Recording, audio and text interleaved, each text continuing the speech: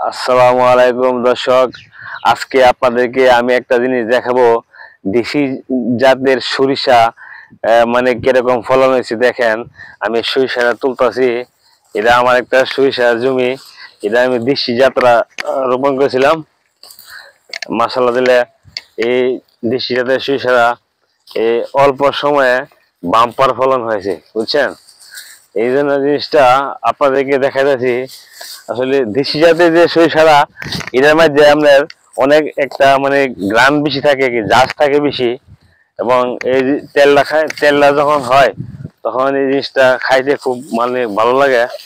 এবং এই তেলটার মধ্যে গ্রাম বেশি থাকে আর কি। এই জন্য আপনাদেরকে আমি দেখাইতেছি সরিষার মধ্যে।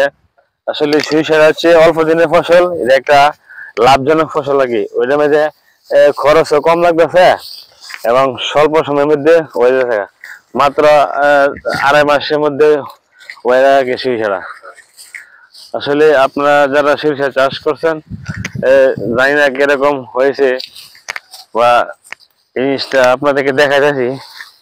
আমাদের এলাকাটা দেশি যাত্রায় মানে সবাই চাষ করে আর কি।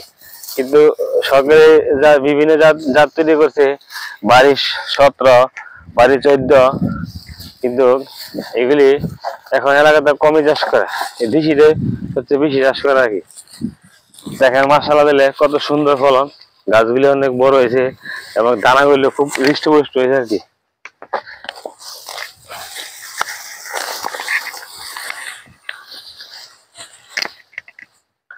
আসলে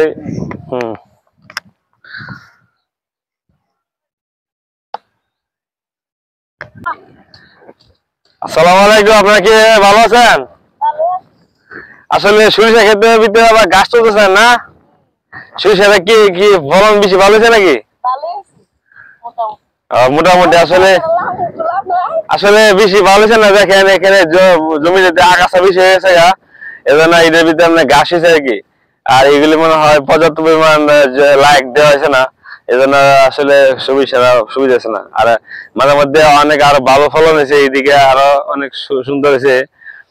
আসলে আমাদের এলাকায় দেখেন গুরুর জন্য তারা সরিষা জমি থেকে তারা গাছ তুলতেছে। আসলে এখন গাছের খুব সংকট, এজন্য তারা জমি থেকে গাছ তুলতেছে আর কি। যারা আসলে গাছ চাষ করছে তাদের কোনো সমস্যা নাই। যারা আসলে একটা দুটো তারা তো গাছ চাষ করে না, তারা এইভাবে মানে জমি থেকে বিভিন্ন আইল থেকে তারা আসলে গরুকে ঘাস খায় আর কি।